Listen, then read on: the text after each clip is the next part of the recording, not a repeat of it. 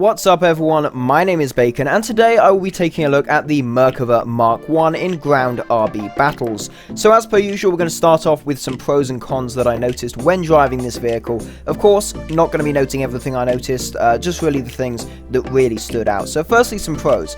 The protection of the vehicle. So yes, the armor is not overall that good. Some places are pretty strong, like the turret cheeks and such, although the armor itself, not so good. Now, the spacing of the armor, the positioning of various modules like the engine, does help with the survivability. Generally, you will find you are actually able to take quite a few hits before going down. Of course, there are exceptions. If you get ammo racked, you're not going to survive that. But generally, you will be able to survive quite well in this tank, as long as you're in a decent position to take some hits. So, another positive, the firepower. 105mm Sharir cannon with options for APFSDS, Heat FS, HESH, and smoke rounds, although the smoke rounds, you're not really going to be using them considering that you have 30 smoke grenades once your tank has researched the smoke grenade modification. And of course you also have some machine guns, a single 50 cal near the front of the turret, and 3 30 cals, 1 coaxial and 2 on top of the turret. So certainly more than enough firepower to deal with most enemies. The 30 cals, not the most useful. The 50 cal can pen quite a few sort of lesser armored vehicles, SPAAs, infantry fighting vehicles, and of course the main gun, the APFSDS, is really the round I would go with, certainly incredibly useful.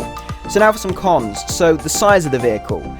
Yeah, this is a big tank, and if you're out in the open, you are going to be quite a big target, so try and stay hidden, otherwise it's likely the enemy will see you and then shoot at you, and you're probably going to die. So another con would be that the Merkava likes to burn. Yeah, this tank, it sets on fire a lot. And mostly you will find that your FPE packs will be gone very quickly, so then you will just keep burning to a crisp until you eventually die, which is, yeah, a fun way to play the game. So do be careful again, try and stay hidden, because this tank, you have the massive engine section, which can set on fire, fuel tanks on the side and such, which can set on fire, so you do want to be really careful with that.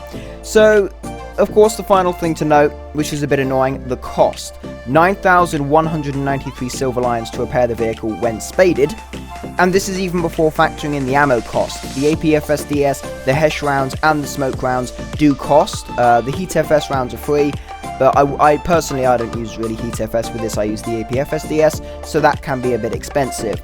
And especially when considering that this is a non-premium vehicle, you are likely to find it kind of tricky at times to actually gain some SL with this tank. So I would take some backup vehicles on this lineup. For me, I was taking the T54 E1 Premium. Got that recently, been trying to get some sort of, get some experience with it. So I took it as a backup for this, and that really did help actually to maintain some silver lions while playing this vehicle. So those are the things that I really noticed. You might have expected me to say the mobility was a major issue. It really isn't, in my opinion. At least it doesn't majorly hinder the vehicle. I found the mobility, it's fairly average, it's decent, it'll do. It's not a major sort of hindrance for the vehicle. It can do just fine. So with all that said, I will throw the stat card up on the screen. Feel free to pause the video, look at any relevant information, and once you are done, we will go and jump into some gameplay. Okay, so starting off with our first game on American Desert. Sort of attacking the B point, enemy tank, knock out his gunner, so at least temporarily he cannot shoot me, and once I get reloaded I'm able to knock him out just before he sneaks behind a building, so that's my first kill there on a T62, and now it's just really a case of trying not to get killed. So I do actually, when I was playing this game, I was suspecting that the enemy was sort of flanking behind me, so I did make the decision to sort of try and rush to the other side of the B point to try and flank. Which I did do, and luckily I was keeping a good eye out, because just across there was an IS-6, who luckily I was able to one-shot by hitting the upper frontal plate, and the shell went through. Enemy tank here, he tried shooting at me, he accidentally hit the building. This gives me a perfect chance to rush him and try and kill him. Unfortunately, I sort of goofed the shot, and instead of knocking out his gun or his gunner, I only knock out the driver and a track, so he cannot move, but he can still shoot, and luckily I get him just before he was about to shoot me. So that was fairly lucky on my part there, I would say. So now I've gone around the B point. Enemy tank here who was aiming up at a friendly near A. So I shoot him. He can't shoot anymore. He's only got his MG. So he starts firing at me, and then it just takes one more shot to finish him off. Unfortunately, after that, I start by getting attacked by a BMP2 who sets me on fire. Then I'm attacking a shulker, machine gunning him, and an MI4 kills me with an ATGM. So that was the end of that game. Although 4 kills, certainly not a bad game whatsoever. So this game on Alaska, a fairly new map, of course, added in 1.87, so it's sort of a map that I think people are still getting used to. But I start off by going down to where the C point usually is, although in this case it is not that sort of layout, attacking a T10. So shoot him once, gunner out, engine out, he can't move, can't shoot. So then it's just one more shot to the side of the turret to give me my first kill of the game. T10 down, fairly deadly tank. Of course, no composite armor, but it does have very strong, just normal steel armor, which can make it quite deadly. And there's another T10M taken out, sitting on the enemy point. So I take him out, begin to move further. I suspect there's other enemies on the point because they are still capping it. So here we go. So there's a T-64A and a T-62. Take out the T-62. T-64A begins to reverse back to fire at me. Luckily he misses, giving me a chance to pull forward, get my shot on, fire, and there we go. Ammo racked. Bing bang boom. He dead, giving me another kill this game. And next up is my final kill of this game on a leopard, who luckily is sitting just outside the point looking at something else, giving me a chance to kill him, giving me my 5th and final kill of the game. I am then killed by another leopard who I thought was in the trees but was actually down in the buildings on the other side of my tank. So that was the end of me there, but a 5-kill game and a fairly quick load of 4 kills there as I attacked that cap point. So here we are into a game. Moving along, there's a leopard. Now this was rather interesting. I decided to flank, and while flanking I did come across quite a few leopards, just leopard 1s everywhere. So killed one already, there's another one, hit him, set him on fire. He can't move but he can shoot. Luckily I believe he hits the turret. That's what I think happened there. Hit the turret and it didn't pen, and that gave me the chance to do a second shot and knock him out. So here we go, I'm moving along, and oof, there we go, someone's flanked behind me. So luckily again I got lucky there, hit the side of the turret, ricocheted off, giving me a chance to get away. I drop a smoke grenade to sort of distract him, so I can dart to the side, get behind some bushes, and get closer, and actually get a shot on, so I can then knock out his vehicle. So there he is, and boom. There we go. Single shot to the upper frontal plate, goes in, knocks out majority of the crew, giving me my 3rd kill of that game. And it's actually just after this, I'm shot at by yet another Leopard 1, who was hiding just in the trees. He shoots me, and I'm just like, yeah, no. And now he's dead. So there we go. 4 kills there on some leopards, and unfortunately, I did then die in that game. Now, this is a really good game, actually, one I was very happy with. So, you know, take out a IFV initially, Type 89, Japanese infantry fighting vehicle. Fairly deadly. Of course, they have an autocannon, some ATGMs. Can be quite dangerous there. Now, I do end up near the enemy spawn. Granted, I do kill some people at the spawn. Not the best thing to do, but, you know, I ended up there. They weren't exactly in the spawn point, but they were very close, so I will put my hands up for that. Fair enough, I did do a bit of spawn camping. Please don't be too harsh on me.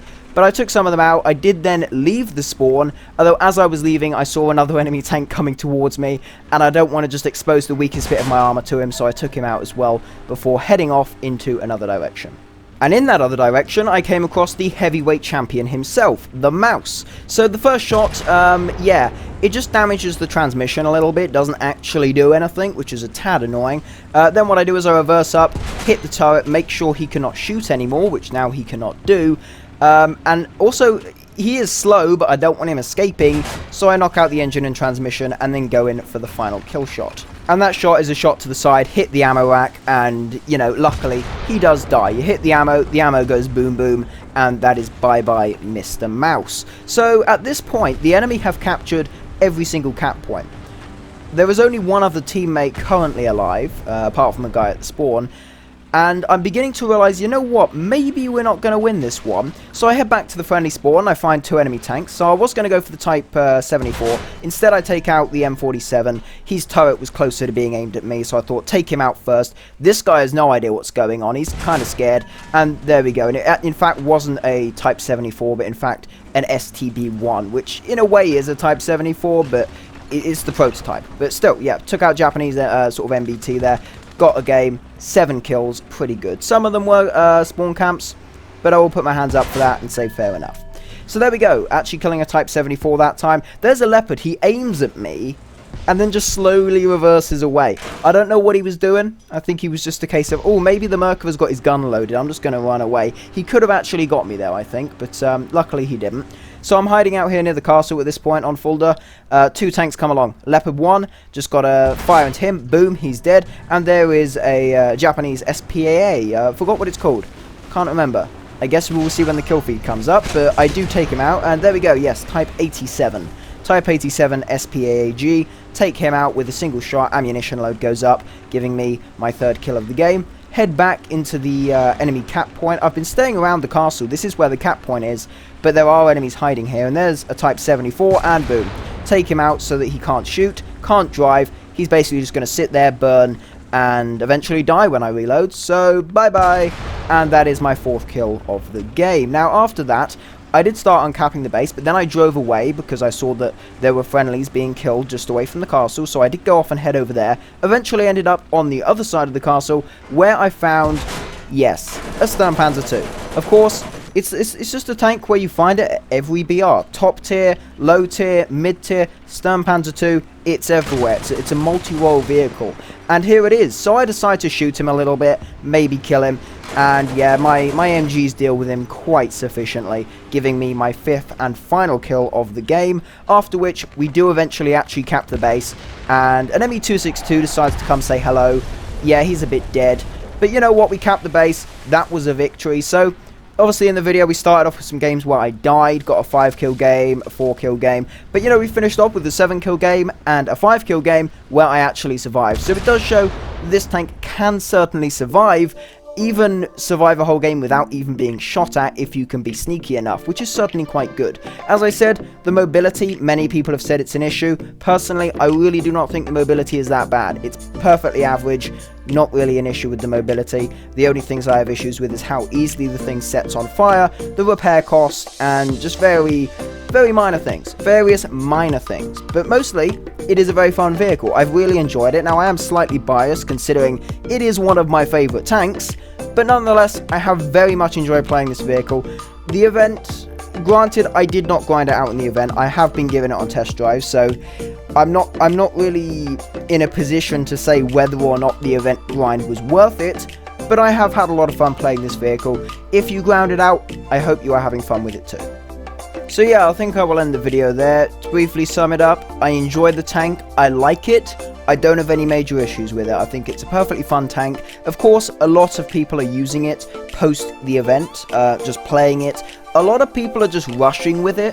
I wouldn't say this is what you do. If you're just rushing straight into a point with the Merkava, you're gonna die.